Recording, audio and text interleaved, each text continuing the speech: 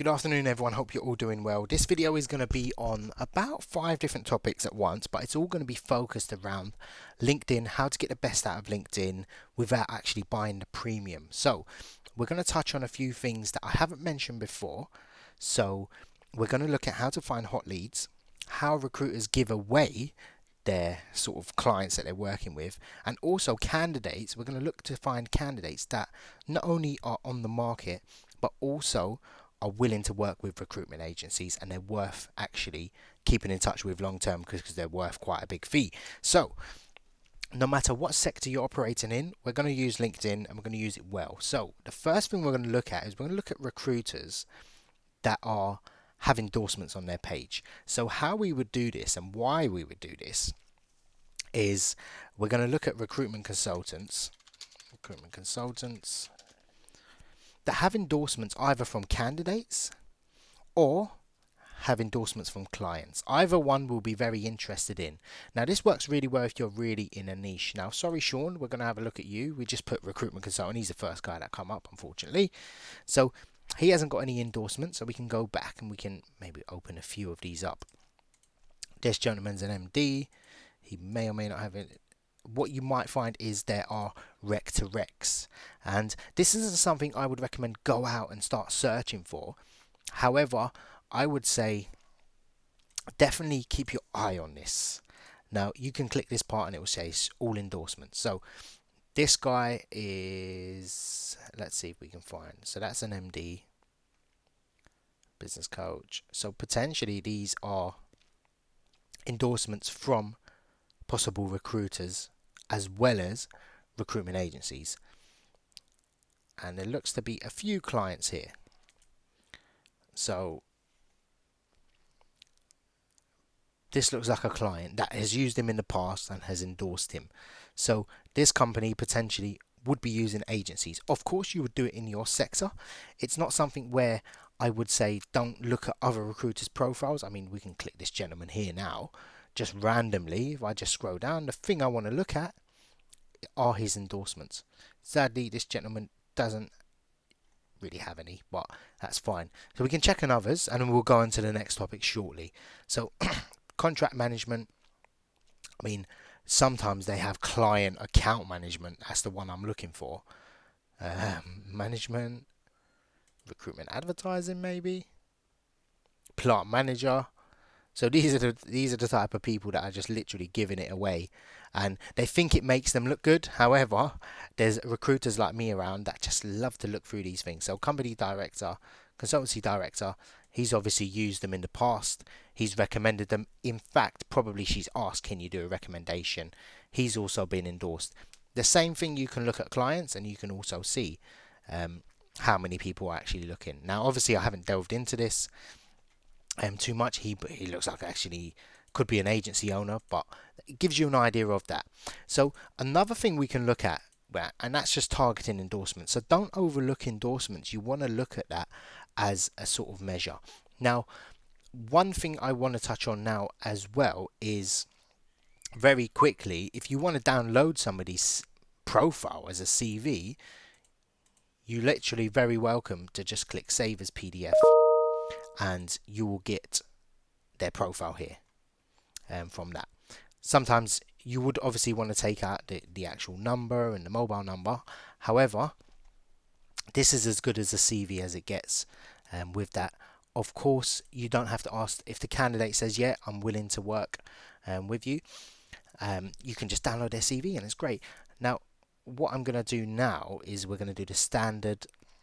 We're going to find a client and we're going to find a candidate. Now, before even talking to any of them, we're going to find them both and we're going to try and find a match. Yeah, and we're going to go to both of them at the same time and we're going to see if they respond. We might have to look at multiple candidates and multiple clients. So I'm going to show you how easy it is. So we're going to just click jobs and let's search for a, what can we search for? What's quite difficult?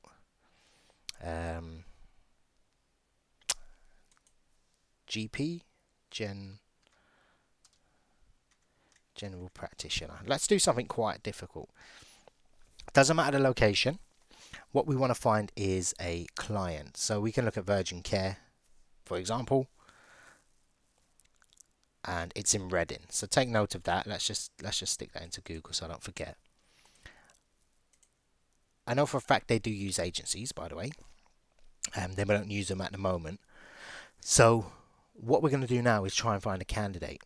Now what we're going to do is we're going to use X-ray search. So of course they're not a client now, but prospectively what we're looking to do is actually match them up from there. So we're going to search general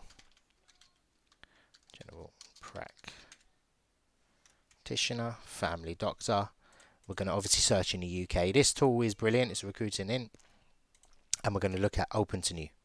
I think no one's going to show up, but let's have a little look. Potentially there's a gentleman here that's open to new, specialist registrar. We didn't search the location. What a lemon. Let's just search Reading.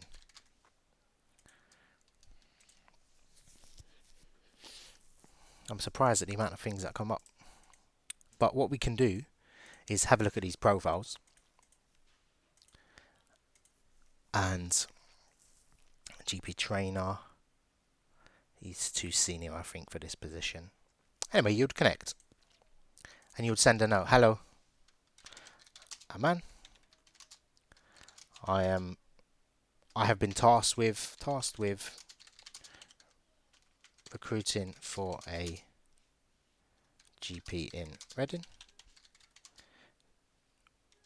Would this be of interest to yourself or anybody in your network? Question mark. And you would send that. Yeah, I'm just going to send it to him. And you would do the same for everyone on this list, 430. Of course, you would have to do that across a period of time. Now, I don't think a lot of GPs hang around on LinkedIn. I've never seen a post from a GP on LinkedIn, if I'm honest. However, they have profiles. They do get an email when you send them a message. Yeah, so if you notice, if you don't log into your app, LinkedIn, what they want you to do is to return to it. So what they do is they send you an email saying this person's connected with you. So you log on, you check it, you accept it. So they're back on the app so they can serve you advertisements. So don't think it's wasted. They don't use it. I mean, this person's got 45 connections. I doubt they check, maybe periodically or sporadically. But out of 400, the probability of getting some engagement is quite high. Now, bear that in mind.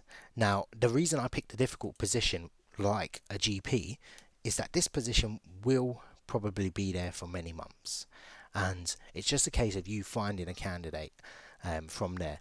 Now, another thing you want to do as a sort of, I mean, I don't want to cram everything into one video, but what you want to do now, if you start off with a new LinkedIn account, what you want to do is you want to find people in your sector. So let's say your specialism is GPs or doctors. What you'll do is you will just connect with as many doctors as possible. So doctors, doesn't matter if they're open to new opportunity. What you want to do is you just want to have a large database of network on there. So potentially, it's not really a good search. So let's search general practitioner. And what we want to look at is just connecting with all of these people on here. Doesn't matter where they're located, we want a large database of GPs. I'll show you why. If we connect, we would connect with this person, that person. You get the idea. What happens is, eventually your network will just be filled with doctors. So when you start posting positions, hygiene needs spot, no thanks. When you start posting positions, you can literally go to your connections and you can search with a filter. It acts as a database. So you can search general practitioner and you can even search it off location. So let's see how many people I have in London, for example. And you would say general practitioner in London and you'll get the results, and you can message them once you have a vacancy. So it is very powerful. You do want to have connections in your sector, so do build that up. LinkedIn is powerful in that sense. I don't do too much on the content marketing. I don't sit there all day posting like this lovely lady keeps posting every time I look at my LinkedIn, but I can't see any engagement from, like, someone says, oh, we're recruiting for this position. I just see no one replying. Like, let's see if we can find one. I wouldn't waste your time with that. These people saying you can do content marketing and all that, it's just irrelevant.